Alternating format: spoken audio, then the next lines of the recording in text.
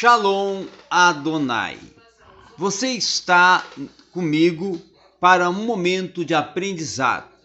Nós temos aqui uma proposta contínua onde você poderá alcançar a cada aula, cada momento dessa interatividade, dessa construção de um diálogo acadêmico, de um diálogo pautado em um tema, alcançar um conhecimento estrito no assunto que estará sendo tratado.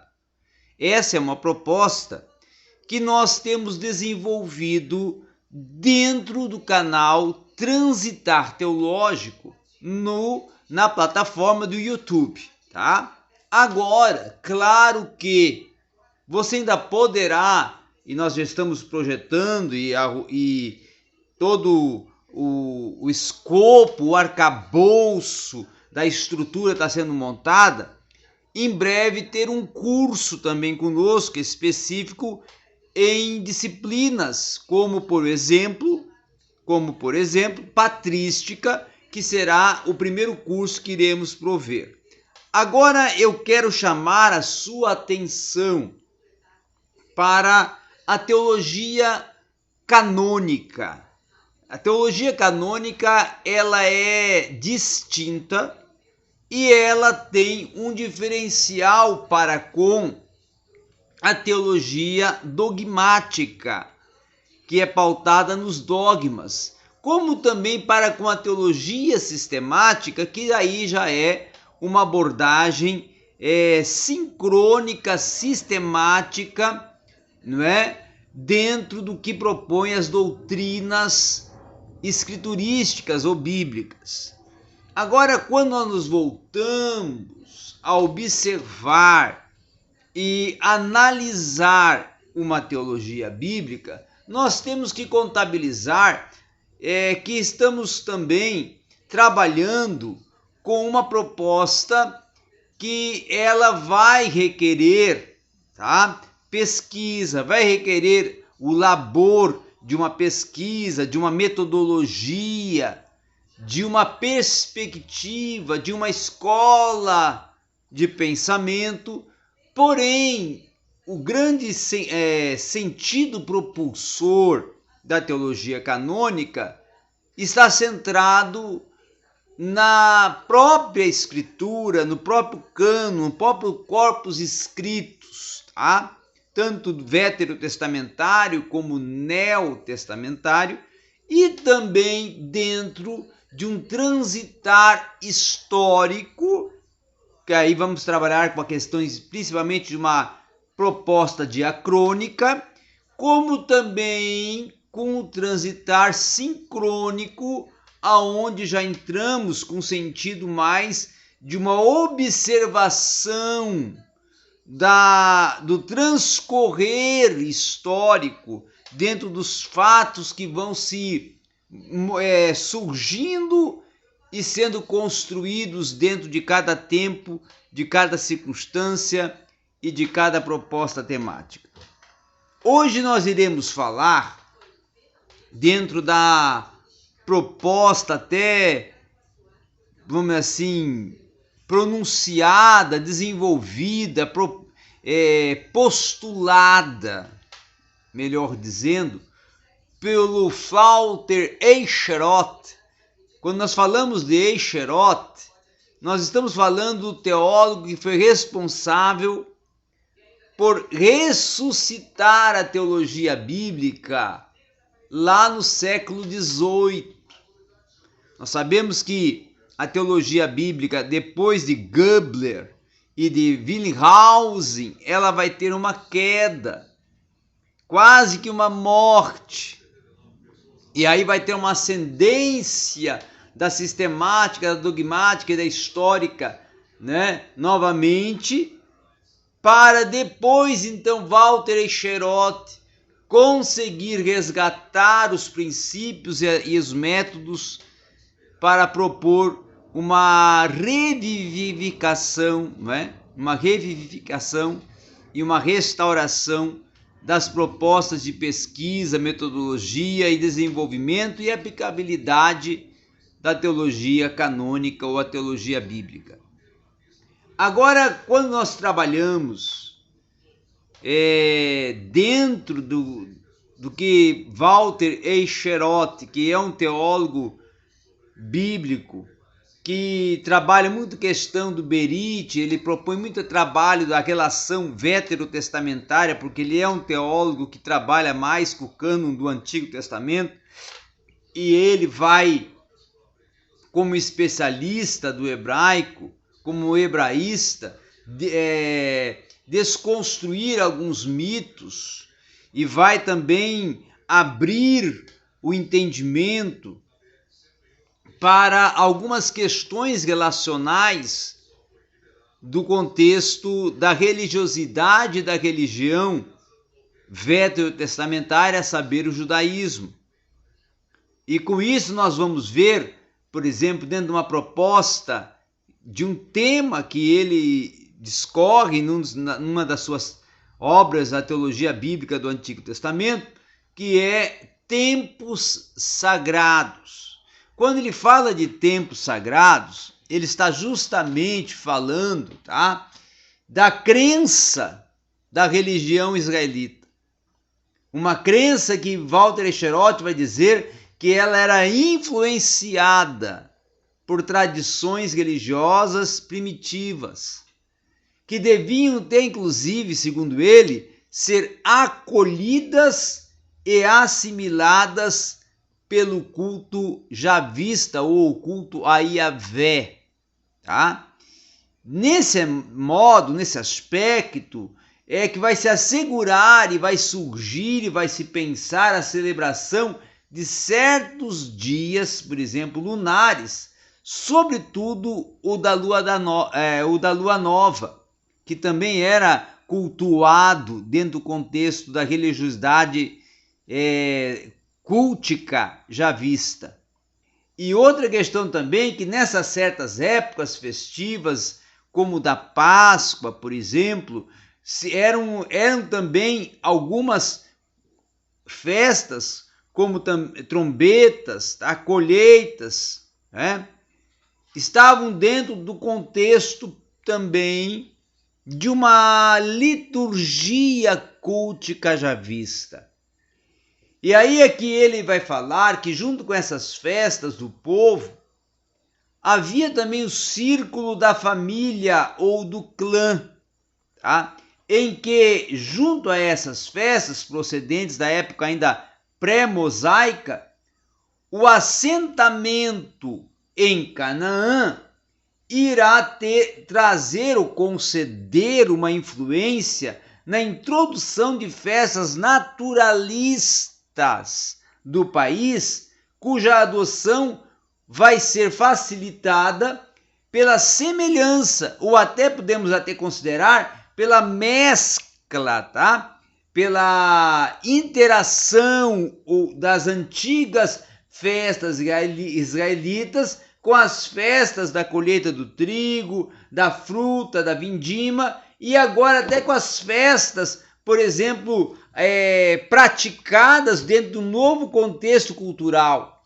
E aí vai surgir também como as festas do Massot, as festas do Ano Novo, a do Jubileu, que seria a do sábado, e aí vai então entrar também a relação mais ou menos direta com os usos pré-javistas no aspecto cultural e no aspecto da cultura cananeia, aonde vai surgir o terreno, segundo Walter Eicherot, de uma religião que se vê obrigada a uma confrontação entre ideias e ritos pagãos.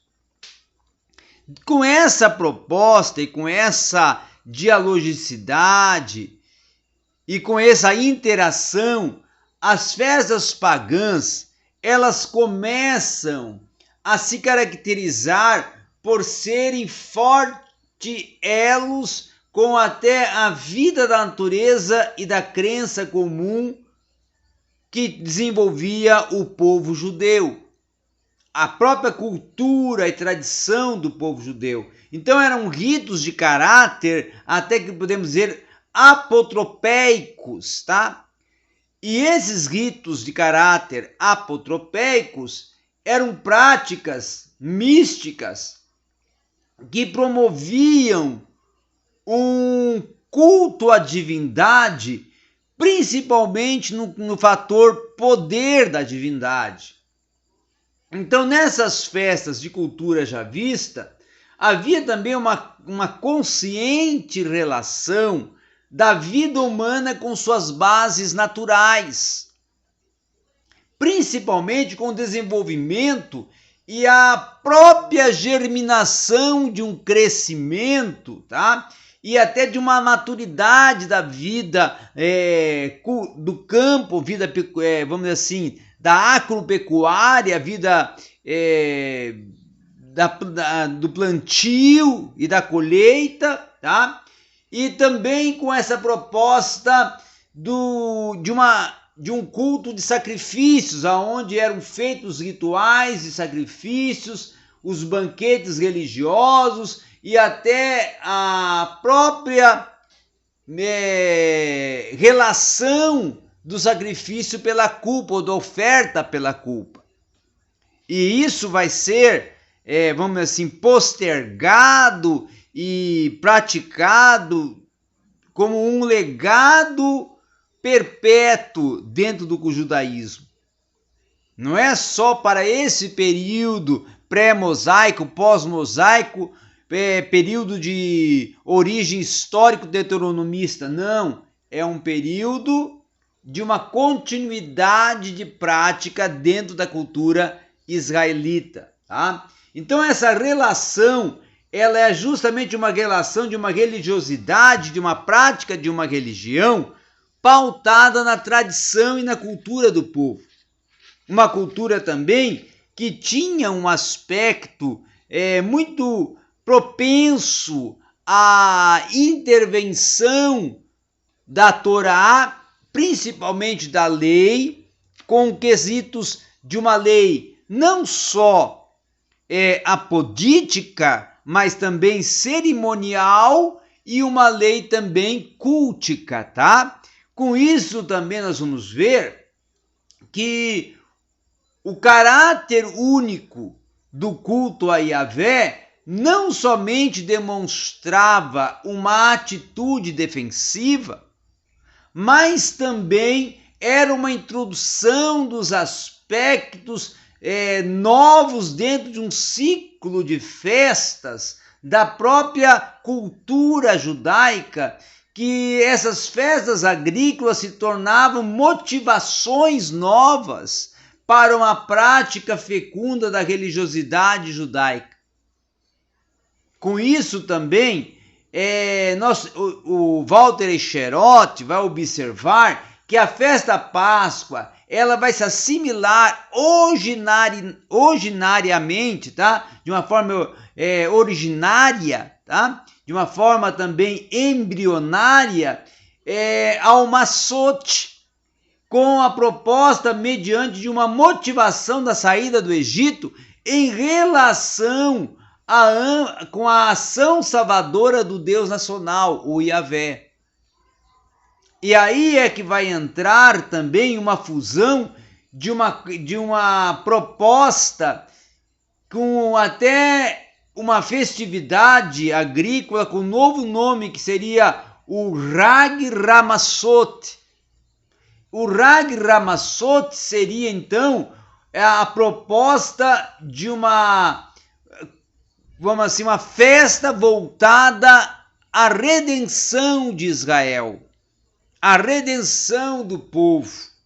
E também seria uma proposta, por exemplo, mais agrícola e pecuarista, a festa Hag Rapsafá, que seria justamente com a proposta de cultuar os guardadores dos gados, dos ovinos, né?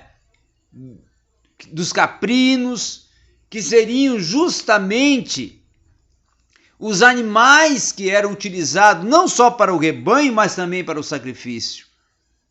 Com isso também é que os pães asmos vão se converter em uma celebração da fuga do Egito. A festa da colheita não vai receber uma motivação histórica com a sua conexão com as festas dos tabernáculos ou das tendas, tá? Que efetivamente a última, no caso de tabernáculos, ela pode ser considerada como um costume próprio, peculiar do período da colheita e até de morar em tendas durante esse período da colheita. Então, era justamente festas muito relacionadas com o aspecto cultural, social, organizacional da vida natural, coletiva, processual do povo judeu. E aí é que, nesse aspecto, é que vai ficar muito claro que vai surgir também uma temporalidade aonde essas festas vão ter uma maior efetivação, com o ecoar de uma atemporalidade quando elas são celebradas, com uma memorização de um acontecimento que elas trazem no seu arcabouço de prática cultica, de prática celebrativa e até de prática cultural. Então essa é uma proposta relacional da teologia de Walter Eicheroth, quando ele trabalha principalmente os instrumentos e os elementos centrais da adoração javista dentro da proposta do Berit, da aliança Yahvé, povo, povo Yahvé. Então essa era a nossa breve aula, nosso breve diálogo aqui hoje no seu canal Transitar Teológico. Uma oportunidade que você sempre tem para aprender mais, para alcançar um desenvolvimento, um crescimento e um conhecimento estrito em determinada área. E eu sempre te convido a compartilhar o nosso conteúdo, divulgar, dar aí sempre a sua contribuição com o like, tá? Porque é uma forma de fazer com que nós nos tornemos conhecidos com essa nossa atuação docente, para que outras e outras pessoas possam agregar a essa oportunidade que nós estamos dando e vir a ser acrescentadas num conhecer estrito de um determinado assunto.